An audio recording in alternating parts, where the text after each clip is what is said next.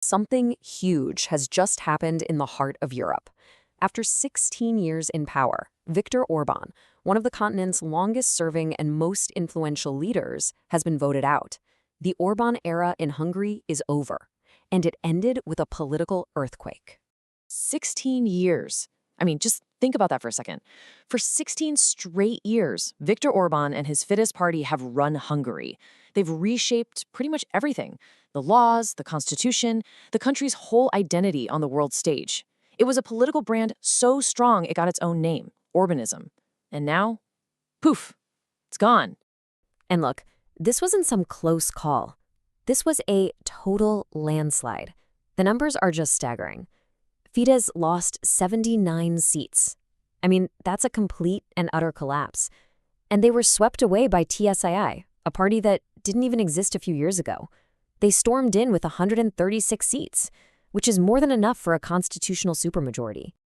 So the big question is, how in the world did this happen? How does a leader who seemed completely untouchable for more than a decade and a half get so thoroughly defeated? Okay, let's get into it. Well, the answer really starts with one person, Péter Magyar. What makes his story so incredible is that he wasn't some outsider, some lifelong activist. No, he was the ultimate insider.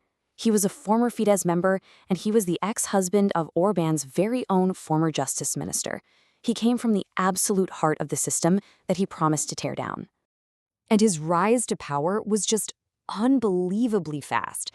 It all kicked off in February 2024, when this big presidential pardon scandal hit the government hard. Magyar saw his moment and publicly broke with Fidesz. A month later, he's holding these huge rallies. By June, his brand new Tisza party is already shocking everyone by grabbing almost 30% in the European elections. And then, just 2 years after it all started, he'd won the whole thing. This quote, right here, from his very first post after leaving the party, this is what really lit the fuse. He basically said the government's entire patriotic nationalist message was just a political product, a smokescreen, designed to hide massive corruption. And hearing that from someone who had a front row seat to how the system worked, well, that was absolutely explosive. But Magyar's success wasn't just about his own charisma or his message. To really get why he won, you have to look at the political scene he walked into. For years, Orban stayed in power partly because the opposition was just a mess. It was weak, it was divided, and it was totally ineffective. So when Magyar's Tisza movement showed up, it didn't just become another small party in the crowd. It became a kind of center of gravity. As he got more and more popular, something really amazing happened. The other opposition parties started dropping out of the race. They realized the only shot they had was to rally around one single strong candidate. It stopped the anti-Fidesz vote from being split a dozen different ways, which is exactly what had kept Orban in power for so long. So the political reaction was obviously massive, but the shockwaves went way beyond politics. The economic reaction was just as fast and, honestly, just as dramatic. The second the results became clear, financial markets just roared with approval. And for those who are watching closely, this wasn't a complete surprise. Check this out. This is from a prediction market. 2 full months before the vote, it was already giving Magyar a 57% chance of winning. The smart money could feel which way the wind was blowing, and they clearly liked what they saw. And boy, when the results did come in, the reaction was instantaneous. Hungary's currency, the Forint, shot up to a 4-year high. You can basically think of this as a huge vote of confidence from investors all over the world.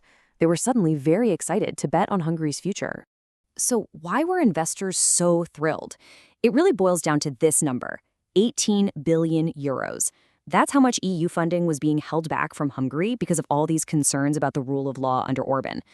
The market is basically betting that this new government is going to patch things up with the EU and get that massive pile of cash flowing into the economy.